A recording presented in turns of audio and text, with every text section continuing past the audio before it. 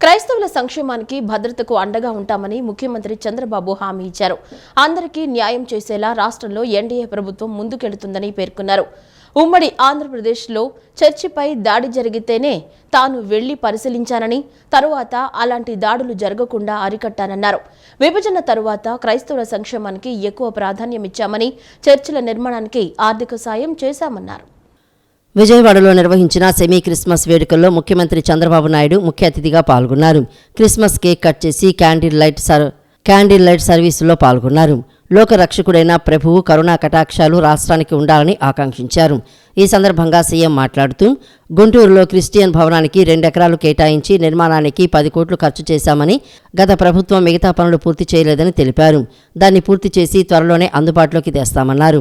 క్రైస్తవ శ్మశాన వాటికలకు నిధులు కేటాయిస్తామని వివరించారు. ఉమ్మడి ఆంధ్రప్రదేశ్లో క్రిస్మస్ ట్రీ ఈవెంట్ను అన్ని జిల్లాల్లో నిర్వహించిన పార్టీ తెలుగుదేశం పార్టీ అని పేర్కొన్నారు. జెరూసలేం యాత్రకు మొదటిసారిగా ఆర్థిక సాయం అందించామని చెప్పారు. క్రైస్తవ విద్యార్థుల సంక్షేమానికి కృషి చేశామని తెలిపారు. ప్రీ మెట్రిక్, పోస్ట్ మెట్రిక్ ఉపకార వేతనాలు, ఫీజు రియంబర్స్మెంట్లు అమలు చేసినట్లు చెప్పారు. క్రైస్తవ సంస్థలు ప్రారంభించిన ఎయిడెడ్ సంస్థలని గత 5 ఏళ్లలో నిర్వీర్యం చేశారని అన్నారు. గత ప్రభుత్వ అవకతవకలు తవ్విన కొద్దీ బయటపడుతున్నాయని, అన్నింటినీ అధిగమించి రాష్ట్రానికి పూర్వ వైభవం తెస్తామని తెలిపారు. పాస్టర్లకు గౌరవ వేతనాలు విడుదల చేశామని చెప్పారు. క్రిస్టియన్ మిషనరీల కోసం ప్రాపర్టీ డెవలప్మెంట్ బోర్డు ఏర్పాటు చేయాలనే విజ్ఞప్తులు ఉన్నాయని, చర్చిల నిర్మాణానికి నిధులు అడుగుతున్నారని, వాటిని కూడా పరిశీలిస్తామని పేర్కొన్నారు. అందరికీ న్యాయం జరిగేలా చూస్తామని సీఎం వివరించారు. భారతదేశం ప్రపంచంలో ఉండే క్రిస్టియన్ సోదరీమణులందరికీ హ్యాపీ క్రిస్మస్. యేసు ప్రభు జన్మించిన రోజు మనం క్రిస్మస్ జరుపుకుంటున్నాం. లోక రక్షకుడైన ప్రభు కరుణా కటాక్షాలు ఉండాలని ఆకాంక్షిస్తూ పెద్ద ఎత్తున ఈ కార్యక్రమాన్ని మనం నిర్వహించుకుంటున్నాం. ప్రేమ, కరుణ, సేవకు ప్రతీక క్రిస్టియానిటీ. నేను ఎన్నో సందర్భాల్లో చెప్పాను, ఎక్కడైనా ఒక మంచి హాస్పిటల్లో మెరుగైన సేవలు అందిస్తున్నారంటే ఇప్పుడు కాదు, స్వతంత్రం రాకమునప్పటి నుంచి కూడా ఒక మంచి కాలేజీ పెట్టి పేద పిల్లలకు మంచి చదువు ఇప్పించారంటే అది క్రిస్టియన్ ఇన్స్టిట్యూషన్సే పెద్ద ఎత్తున చేశాయి. దీనికి స్ఫూర్తి ఇచ్చింది కూడా యేసు ప్రభు ఇచ్చారు. పశువుల పాకలో పుట్టి గొర్రెల కాపరిగా పెరిగి నిరాడంబర చాటుకున్న ప్రజారక్షకుడు యేసు. నమ్మిన వారి కోసం బలిదానానికి సైతం వెనుకాడని క్రీస్తు గొప్పతనం ప్రతి ఒక్కరు కూడా ఉత్తేజాన్ని తీసుకోవాల్సిన అవసరం ఉంది. నేను ఎప్పుడు వచ్చినా మీతో మాట్లాడుతూ ఉంటే మీ ఉత్సాహం చూసినప్పుడు ఒక స్ఫూర్తిదాయకమైన సందేశాన్ని ఇక్కడి నుంచి పొందుతున్నాం. పల్లెదారులకు మోక్షం లభించింది. ఉప ముఖ్యమంత్రి పవన్ కళ్యాణ్ వచ్చి రహదారులను పరిశీలిస్తుండటంతో అధికారులు ఉరుకులు పరుగులు పెడుతున్నారు. రహదారుల నాణ్యతపైన దృష్టి సారిస్తున్నారు. కృష్ణా జిల్లాలో పవన్ కళ్యాణ్ సోమవారం సుడిగాలి పర్యటన నిర్వహించారు. పెనంలూరు నియోజకవర్గంలోని గ్రామీణ ప్రాంతాల్లో వేస్తున్న రహదారుల పనులను తనిఖీ చేశారు. నాణ్యత విషయంలో రాజీ పడొద్దని అధికారులకు సూచించారు. 2 నెలల కిందట పెనమలూరు పరిధిలో పల్లె పండుగ కార్యక్రమాన్ని నిర్వహించిన సమయంలో ఉప ముఖ్యమంత్రి పవన్ కళ్యాణ్ పలు రహదారుల నిర్మాణానికి వేదికపై నుంచి హామీ ఇచ్చారు. వెంటనే నిధులను విడుదల చేయించి ఆ పనులను ప్రారంభించారు. ప్రస్తుతం ఈ రహదారి పనుల నాణ్యతను పరిశీలించేందుకు పవన్ కళ్యాణ్ సోమవారం పెనమలూరు వచ్చారు. పెనమలూరు నియోజకవర్గం ఎమ్మెల్యే బోడే ప్రసాద్, జిల్లా కలెక్టర్ బాలాజీ అధికారులతో కలిసి రహదారి పనులను పరిశీలించారు. కంకిపాడు బస్టాండ్ నుంచి గొడవరు మీదుగా రొయ్యూరు వెళ్లే రహదారి అత్యంత అధ్వానంగా ఉండేది. ఆ విషయాన్ని స్థానిక ప్రజాప్రతినిధులు పల్లె పండుగకు వచ్చిన పవన్ దృష్టికి తీసుకువెళ్లారు. ప్రస్తుతం ఆ రహదారి పనులు జరుగుతూ ఉండటంతో నాణ్యత తనిఖీకి పవన్ వచ్చారు. పనుల గురించి అధికారులను అడిగి తెలుసుకున్నారు. రహదారి నిర్మాణంలో నాణ్యత ఎలా ఉందో తెలుసుకునేందుకు కొత్త రోడ్డుపై మధ్యలో గొంత తవ్వించి మరీ లేయర్లను పరిశీలించారు. టేపు పెట్టి ఆయనే లేయర్లను కొల్చారు. నాణ్యత విషయంలో రాజీ పడవద్దని కలెక్టర్ డీకే బాలాజీ ఇతర అధికారులకు సూచించారు. అనంతరం కంకిపాడులోని సీసీ రహదారులను కూడా తనిఖీ చేశారు. సీసీ రహదారులు ఎంత మందంగా వేశారు, నాణ్యతా ప్రమాణాలు పాటించారా అనే అంశాలను కాలువల దగ్గర కూర్చొని మరీ పరిశీలించారు. మున్సిపాలిటీలకు 1300 కోట్ల 15వ ఆర్థిక సంఘం నిధులు త్వరలో విడుదల చేస్తామని పురపాలక పట్టణాభివృద్ధి శాఖ మంత్రి నారాయణ ప్రకటించారు. అమృత్ పథకం 2.0 నిధుల కోసం సమగ్ర ప్రాజెక్టు నివేదికలు కేంద్రానికి పంపుతున్నట్లు తెలిపారు. వీటితో 3 ఏళ్లలోగా పట్టణ ప్రజలకు మెరుగైన సేవలు అందించాలని పుర కమిషనర్లను ఆయన ఆదేశించారు. ప్రజల ఇబ్బందుల దృష్ట్యా 5 అంతస్తుల వరకు భవన నిర్మాణాలకు అనుమతులు అవసరం లేకుండా త్వరలోనే జీవో తీసుకొస్తున్నామని మంత్రి నారాయణ వెల్లడించారు. ఆచార్య నాగార్జున యూనివర్సిటీలో సోమవారం నిర్వహించిన రాష్ట్ర స్థాయి కమిషనర్ల సదస్సులో పురపాలక పట్టణాభివృద్ధి శాఖ మంత్రి నారాయణ పాల్గొని మాట్లాడారు. పట్టణాల్లో రోడ్లు, తాగునీరు, వీధి దీపాలు, వరద కాల్వల పనులకు అత్యధిక ప్రాధాన్యం ఇవ్వాలని అన్నారు. 2014-19 మధ్య కాలంలో టీడీపీ ప్రభుత్వంలో పట్టణాభివృద్ధికి అనేక కార్యక్రమాలు చేపట్టామని తెలిపారు. ఆ తర్వాత వచ్చిన వైఎస్ఆర్ కాంగ్రెస్ పార్టీ ప్రభుత్వం వాటిని నిలిపివేసి పట్టణాలను పూర్తిగా నిర్లక్ష్యం చేసిందన్నారు. పట్టణాలకు మళ్లీ పూర్వ వైభవం తీసుకువచ్చేందుకు కమిషన్లు పనిచేయాలని సూచించారు. ప్రజల ఇబ్బందుల దృష్ట్యా 5 అంతస్తుల వరకు భవన నిర్మాణాలకు అనుమతులు అవసరం లేకుండా త్వరలోనే జీవో తీసుకువస్తున్నామని వెల్లడించారు. టౌన్ ప్లానింగ్ విభాగం వల్ల ప్రజలు పడుతున్న ఇబ్బందుల్ని తొలగించేలా నిబంధనలు సరళతరం చేస్తున్నామని వివరించారు. అభివృద్ధి పనులకు నిధులివ్వడంతో పాటు తాను కూడా మున్సిపాలిటీలో పర్యటిస్తానని చెప్పారు. భవన నిర్మాణాలకు అనుమతులు సరళతరం చేస్తున్నామని చెప్పారు. వచ్చే నెలాఖరులోగా ఇందుకు సంబంధించిన సాఫ్ట్వేర్ సిద్ధం కానుందని అన్నారు. మున్సిపాలిటీలకు ప్రధాన ఆదాయ వనరైన ఆస్తి పన్ను బకాయిల వసూలు విషయంలో దృష్టి సారించాలని నారాయణ సూచించారు.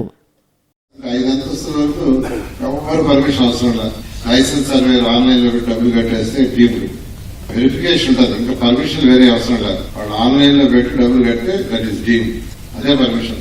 అయితే తేడా వస్తే, కట్టే దాంట్లో తేడా వస్తే లైసెన్స్ సర్వేకి వాళ్ళు క్యాన్సిల్ చేస్తారు, క్రిమినల్ కేసు పెడతారు. సో ఎవరు కూడా మున్సిపల్ ప్లాన్ అప్పులు కావాలా, లేఅవుట్ అప్పులు కావాలంటే వేరే డిపార్ట్మెంట్ చుట్టూ తిరగబడలేదు. అలాంటి సిస్టమ్ ని తీసుకొస్తుంది. అది కూడా నెక్స్ట్ మంత్ ఎన్నికి 100% సాఫ్ట్వేర్ 40 feet లాగానే మన రాష్ట్రంలో ఎక్కడ లేఅవుట్లు తీయడానికి లేదు. కానీ ఏం చేశారు అనాథగా, అందుకని ఇప్పుడు 9 meters చేశారు, 30 feet.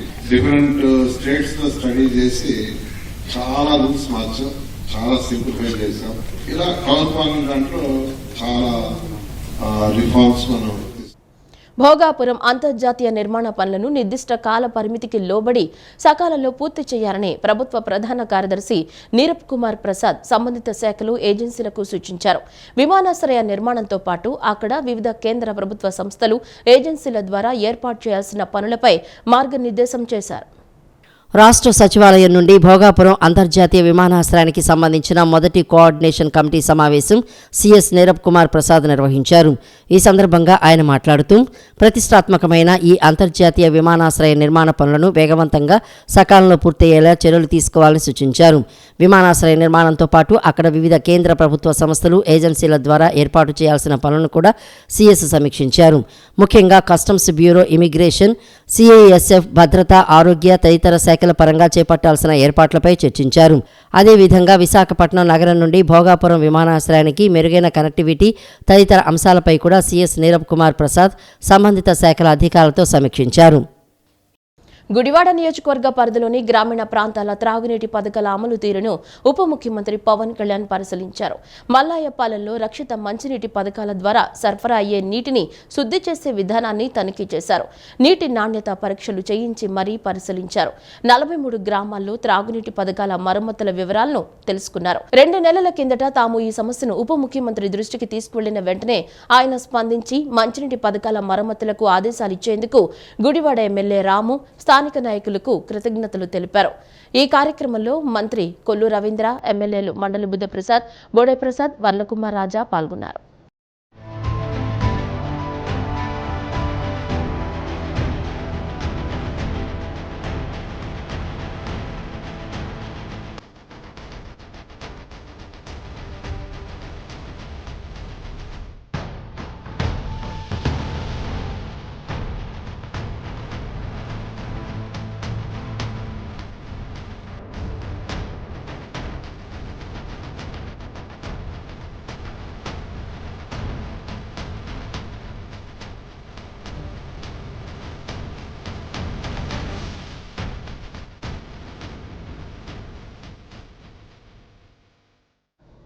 రాష్ట్ర ముఖ్యమంత్రి నారా చంద్రబాబు నాయుడు ఇచ్చిన హామీ మేరకు వణకూరుకు చెందిన సాయి కృష్ణకు పెనమలూరు ఎమ్మెల్యే బోడే ప్రసాద్ చేతుల మీద ఆటో రిక్షాను అందజేశారు. సాయి కృష్ణ అడిగిన వెంటనే ముఖ్యమంత్రి స్పందించి ఆటో రిక్షాని అందజేయాలని ఆదేశించడం అభినందనీయమన్నారు.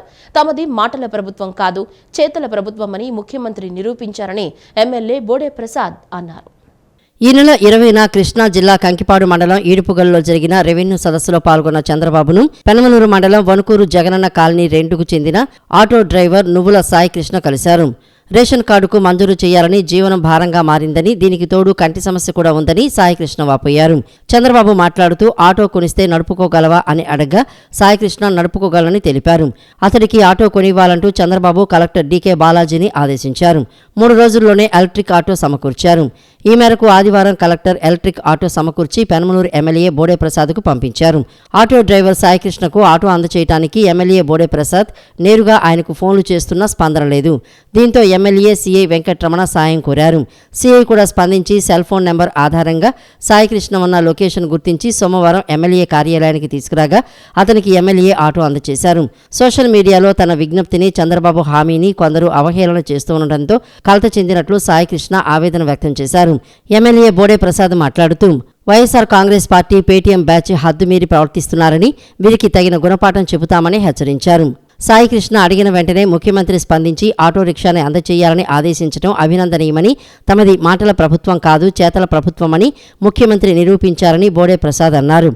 మొన్న పెనమలూరు నియోజకవర్గ పర్యటనలో రెవెన్యూ సదస్సులో ఒక ఆటో కార్మికుడు వచ్చి జీవనోపాధి లేక పేదరికంలో ఉంటున్నాను, పైగా అంగవైకల్యంతో ఉన్నాను అని చెప్తే చంద్రబాబు నాయుడు గారు ఏం చేస్తామని అడిగితే ఆటో నడుపుకుంటున్నాను, అద్దె ఆటో అని అంటే వెంటనే కలెక్టర్ గారికి ఎలక్ట్రానిక్ ఆటో కొని ఇవ్వటం జరిగింది, 3.5 లక్షల రూపాయలది. ఇది పర్యావరణానికి మేలు కలగటమే కాకుండా అతను వ్యక్తిగతంగా ఖర్చు తక్కువ, ఆదాయం ఎక్కువ ఉండే విధంగా కూడా ఈరోజు అతనికి ముఖ్యమంత్రి గారు సహాయం చేయడం జరిగింది. అలాగే గుడివాడలో కూడా అన్నా క్యాంటీన్ ఓపెనింగ్ రోజున కూడా ఒకరికి ఇలాగే సహాయం చేయడం జరిగింది. లబ్ధిదారుడు సాయికృష్ణ మాట్లాడుతూ తమ సమస్యను ముఖ్యమంత్రితో విన్నవించుకున్న వెంటనే స్పందించి తనకు సహాయం అందించిన నారా చంద్రబాబు నాయుడుకు, పెనమలూరు ఎమ్మెల్యే బోడే ప్రసాద్కు కృతజ్ఞతలు తెలిపారు. ఇక్కడ పెనమలూరు మండలంలో రెవెన్యూ సదస్సు జరుగుతుంటే సీఎం గారి దగ్గరికి వెళ్ళాను. నేను అది చూసి కటౌట్లు చూసి సీఎం గారి దగ్గరికి వెళ్ళి నా ప్రాబ్లం చెప్పుకుంటే ఆయన ఎలక్ట్రిక్ ఆటో ఇప్పిస్తా అని చెప్పి నాకు మాట ఇచ్చారు. అదేవిధంగా బోడే ప్రసాద్ గారు ఫాలోఅప్ చేసి నాకు ఎలక్ట్రిక్ ఆటో ఇప్పించడం జరిగింది. ఈ విషయం పైన నేను చాలా సంతోషంగా ఉన్నానండి. సీఎం గారికి, బోడే ప్రసాద్ గారికి నా హృదయపూర్వక ధన్యవాదాలు తెలియజేసుకుంటాను. గత వైకాపా ప్రభుత్వంలో కృష్ణపట్నంలోని 2400 మెగావాట్ల సూపర్ క్రిటికల్ థర్మల్ పవర్ స్టేషన్కు అరబిందో సంస్థ నాసిరకం బొగ్గు సరఫరా చేయడంతో ప్రజలపై 700 కోట్ల నుంచి 1000 కోట్ల భారం పడిందని మాజీ మంత్రి సర్వేపల్లి ఎమ్మెల్యే సోమిరెడ్డి చంద్రమోహన్ రెడ్డి ధ్వజమెత్తారు. కుంభకోణాలకు ఏపీని చిరునామాగా మార్చిన మాజీ ముఖ్యమంత్రి జగన్ రెడ్డి కృష్ణపట్నం థర్మల్ ప్లాంట్కు బొగ్గు సరఫరా, 108, 104 అంబులెన్స్ల నిర్వహణ, పోర్టులు ఇలా అన్నింటినీ అరబిందోకు కట్టబెట్టారని దుయ్యబట్టారు. మంగళగిరిలోని టీడీపీ కేంద్ర కార్యాలయంలో మాజీ మంత్రి సర్వేపల్లి ఎమ్మెల్యే సోమిరెడ్డి చంద్రమోహన్ రెడ్డి విలేకరులతో మాట్లాడారు. వైఎస్ఆర్ కాంగ్రెస్ పార్టీ ఎంపీ విజయసాయిరెడ్డి వియ్యంకుడి ఆదాయం పెంచడంపైనే వైఎస్ఆర్ కాంగ్రెస్ పార్టీ ప్రభుత్వం శ్రద్ధ పెట్టిందని మండిపడ్డారు. అరబిందో అనుబంధ కంపెనీ అయిన ట్రైట్ అండ్ నాలెడ్జీ కంపెనీ ద్వారా టన్ను 8,500 రూపాయల చొప్పున 4.5 లక్షల టన్నులు నాసిరకం బొగ్గును ఏపీ జెన్కోకు అంటగట్టారని పేర్కొన్నారు. మట్టి, మశానం కలిసి ఉన్న ఆ బొగ్గును వాడటంతో కృష్ణపట్నం పవర్ ప్రాజెక్టులో ప్లాంట్ లోడ్ ఫ్యాక్టరీ 40% పడిపోయిందన్నారు. దీంతో రాష్ట్రంలో యూనిట్ 4 రూపాయలకి తయారయ్యే విద్యుత్తును బహిరంగ మార్కెట్లో ఏకంగా 10 నుంచి 14 రూపాయలకు కొనుగోలు చేశారని మండిపడ్డారు. ఆ భారం దాదాపు 1000 కోట్లను ట్రూఅప్ అని, సర్దుబాటు అని ప్రజలపై మోపారని ధ్వజమెత్తారు. సిఐడి దీనిపై సమగ్ర విచారణ జరిపి దోషుల్ని శిక్షించాలని డిమాండ్ చేశారు. 55% ప్లాంట్ లోడ్ ఫ్యాక్టర్ జనరేషన్లో వస్తుంది. అంటే మీ వల్ల ఈ 382 కోట్ల కోల్ కొనుగోలు పర్చేజ్ అమౌంట్ కాదు, అల్టిమేట్గా జనరేషన్ లాస్ ఎంత? ఆ టైంలో షార్టేజ్ ఆఫ్ పవర్ ఉండి బయట మార్కెట్లో 10 రూపాయల నుంచి 14 రూపాయలకు కొన్నారు. దాని వాల్యూ ఎంత? మొత్తం మీద 700 నుంచి 1000 కోట్ల రూపాయలు, మోర్ దెన్ 700 crores లాస్. అవన్నీ కారణాలు చెప్పి కన్జ్యూమర్స్ మీద మళ్ళీ ట్రూ అప్ ఛార్జెస్, ఆ ఛార్జీలు, కోల్ ఛార్జీలు అని చెప్పేసి వాళ్ళని బాధింది జగన్మోహన్ రెడ్డి. ఎవరి కోసం? అరవిందో వాళ్ళ విజయసాయిరెడ్డి వియ్యంకుడు ఆదాయం కోసం. ఇటువంటిది ఎప్పుడన్నా చూసామా అని చెప్పేసి అడుగుతా. ఎందుకు అంత దురాశ దేనికి అంట? ఒక ఓడరేవులు, SEZలు, అంబులెన్సులు, బ్యాడ్ కోల్ సప్లై, లో క్వాలిటీ కోల్ సప్లై అంత. అందుకే నేను ఈరోజు మా గవర్నమెంట్ వచ్చి, కూటమి ప్రభుత్వం వచ్చి 7 months అవుతుంది. ఎందుకు యాక్షన్ తీసుకోరు? నేను అడిగే ప్రశ్నలకు సమాధానం చెప్పండి. ఒకటి, మొత్తం 2019-14 మధ్య ఎంత కోల్ కృష్ణపట్నం జెన్కోకి కొన్నారు? ఎంత ఇండియన్ కోల్ ఎంత ఇంపోర్ట్ చేసినారు? Unit cost, average generation cost ఎంత పడింది? సుపరిపాలన లక్ష్యంగా రాష్ట్ర ప్రభుత్వం అత్యంత ప్రతిష్టాత్మకంగా అమలు చేస్తున్న ప్రజా సమస్యల పరిష్కార వేదిక ద్వారా వచ్చిన అర్జీల పరిష్కార నాణ్యతపై నోడల్ అధికారులు ప్రత్యేక దృష్టి పెట్టాలని కలెక్టర్ డాక్టర్ జి లక్ష్మీషా ఆదేశించారు. ప్రతి అర్జీని క్షుణ్ణంగా పరిశీలించి అర్జీదారుడు సంతృప్తి వ్యక్తం చేసేలా సమస్యను పరిష్కరించాలని ఈ సందర్భంగా కలెక్టర్ లక్ష్మీషా తెలిపారు. కలెక్టరేట్ పింగళి వెంకయ్య సమావేశ మందిరంలో జరిగిన ప్రజా సమస్యల పరిష్కార వేదిక కార్యక్రమంలో కలెక్టర్ లక్ష్మీశ అధికారులతో కలిసి పాల్గొన్నారు. తొలుత PGRS కార్యక్రమానికి సంబంధించి రిసెప్షన్, సమాచార కౌంటర్తో పాటు రిజిస్ట్రేషన్, హెల్ప్ డెస్క్, ఆధార్ కేంద్రాలను కలెక్టర్ పరిశీలించారు.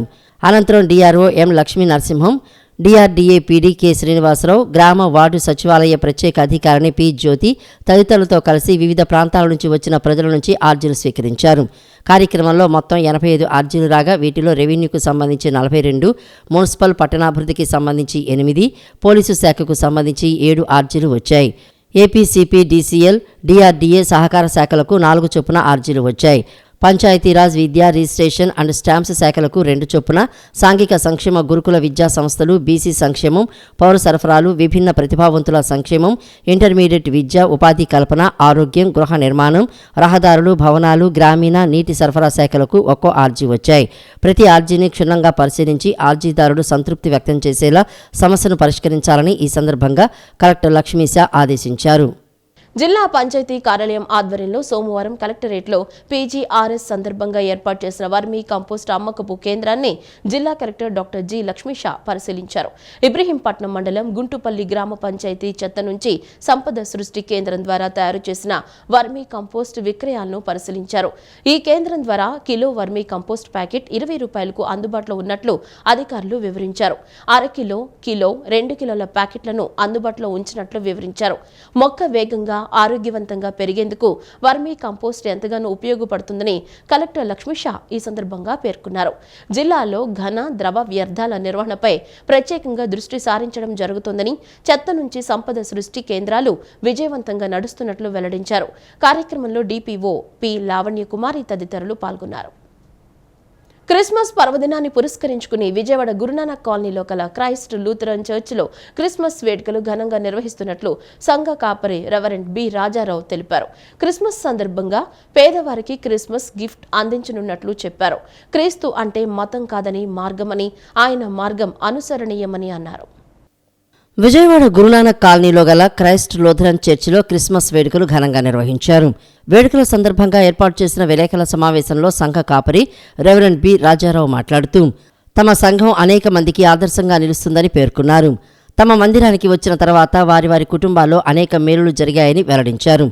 ఆధ్యాత్మిక కార్యక్రమాలతో పాటు సేవా కార్యక్రమాలు చేస్తున్నామని చెప్పారు.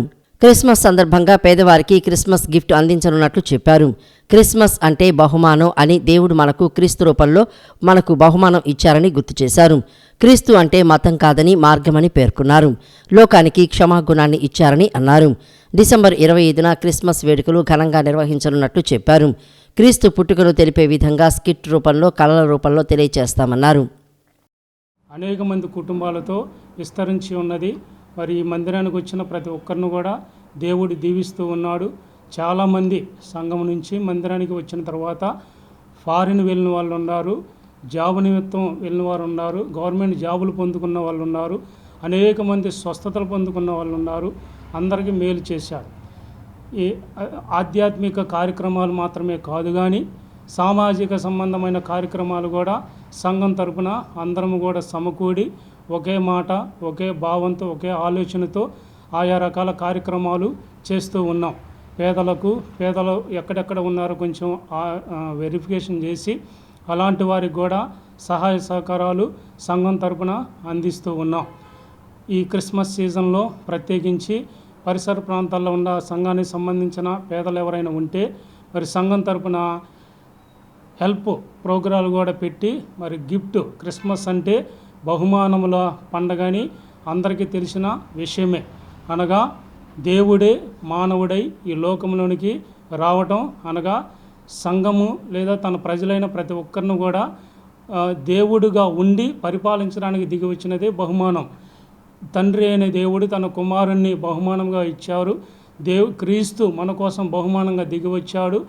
సంఘమై ఉన్న ప్రతి ఒక్కరు కూడా వ్యక్తిగతంగా క్రీస్తు కోసం లేదా జీవితాలు సరిదిద్దటానికి, జీవితాలను బాగు చేయడానికి. అనంతరం సెక్రటరీ సైమన్ మాట్లాడుతూ 2005వ సంవత్సరంలో ఒక గృహంలో 3 కుటుంబాలతో తమ సంఘం ఏర్పడిందని చెప్పారు. 2010లో నూతన చర్చిను నిర్మించుకొని 42 కుటుంబాలతో పెద్ద సంఘంగా ఏర్పడిందని తెలియజేశారు. ఈ చర్చిలో దేవుని కార్యక్రమాలైన సండే స్కూల్, స్త్రీల కూడికలు, యవనస్తుల పరిచర్య, ఆరాధన వంటి కార్యక్రమాలు చేయటం జరుగుతుందన్నారు. సంఘ కార్యక్రమాలతో పలు సేవా కార్యక్రమాలు చేస్తున్నామని తెలిపారు. ఈ యొక్క సంఘంలో అనేక సేవా కార్యక్రమాలు, అలాగే ఆరాధన, యూత్ పరిచర్యలు, అలా Sunday school, youth, women Samaj, ఆదివారం ఆరాధనలు ఇవన్నీ కూడా జరుగుతున్నవి.